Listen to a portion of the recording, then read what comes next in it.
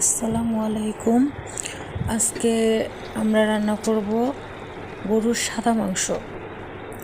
এই মাংসটা খেতে খুবই মজা এবং খুবই টেস্টি।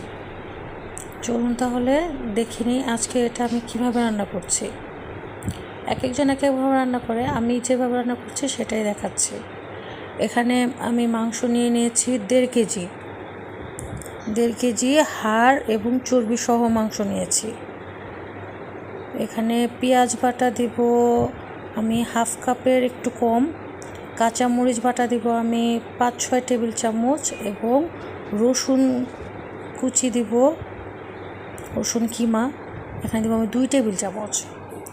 এখানে আমি ধনিয়ার গুঁড়া দিব 1 চা চামচ এবং গরম মশলার গুঁড়া দিব আমি 2 চা চামচ।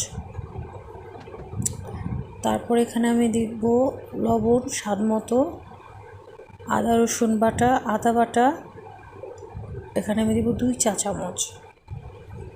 তারপর এখানে আমি 1/2 কাপের মতো তেল দিয়ে দিব। তারপর এটা অল্প কিছু লিকুইড মিল্ক অ্যাড করব। অ্যাড করে এটা ভালো মতো ম্যারিনেট করতে হবে।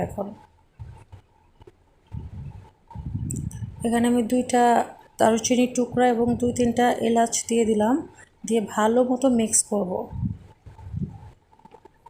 খুব সুন্দর করে এটা মিক্স করতে হবে যাতে দেখলেই খেতে ইচ্ছে করে।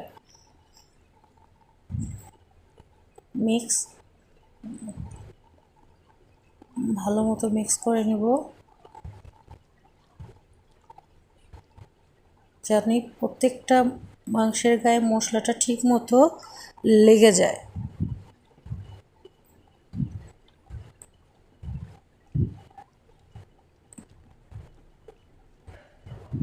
মাংসটা মাখানো হয়ে গেছে।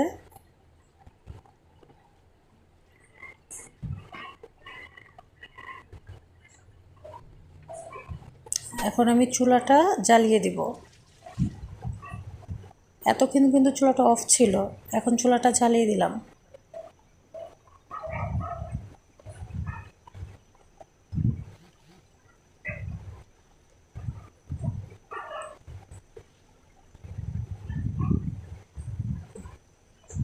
এখন আমি ঢাকনা দিয়ে দিব। ঢাকনা দিয়ে আমি 10 মিনিটের মতো হাই হিটে রান্না করব। পর্যাপ্ত পরিমাণ পানি বের হয়ে গেছে মাংস থেকে।